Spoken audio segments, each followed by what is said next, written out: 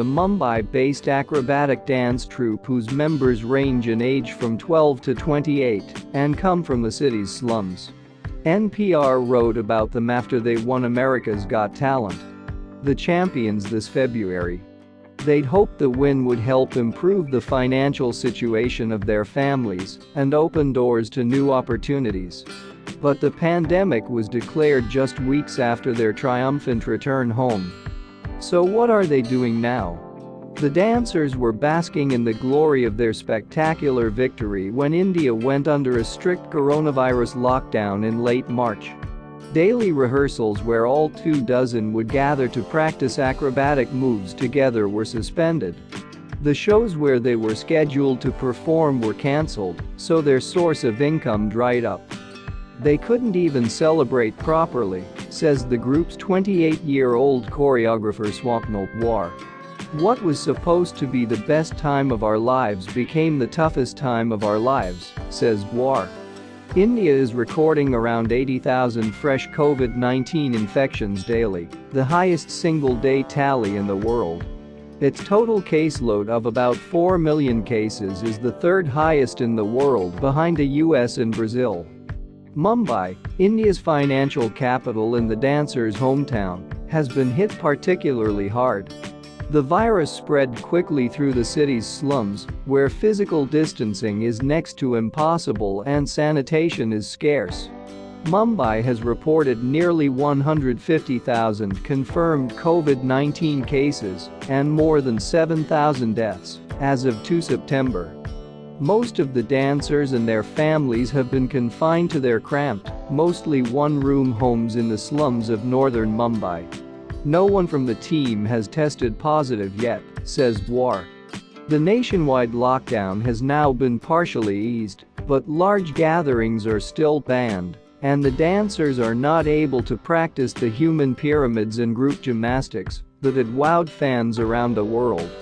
Suburban trains in Mumbai are also only running for essential workers, so the dancers can't travel for rehearsals. Pawar has spent the last few months fielding anxious calls from his younger teammates. They keep asking me, when will things go back to normal? When can we start dancing again? Says Pawar. To keep them engaged, Pawar and other senior members of the team have been giving the dancers weekly quizzes about the history of hip-hop. Some of them have been making and uploading short dance videos on social media. It keeps them busy, says Pawar, and hopefully away from negative thoughts. Meanwhile, there's plenty of reason for the dancers to worry. When India went under lockdown and shut down its economy, tens of millions of people lost their jobs. Poor day laborers, including many of the dancers' parents, were hit the hardest.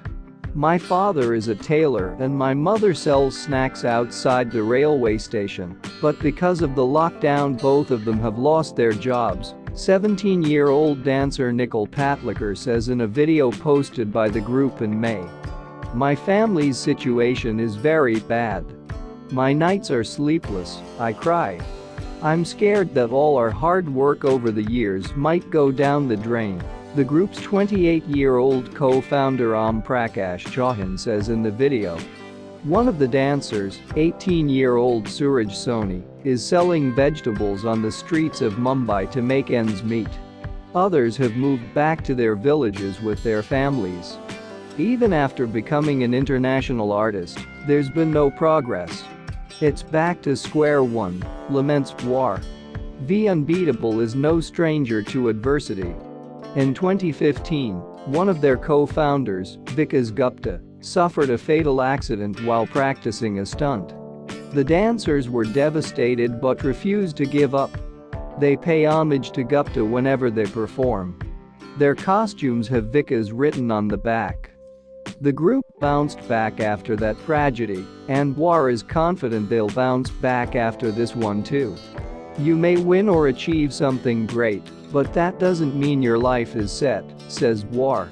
Sometimes you have to start from zero again, and we're prepared to do that.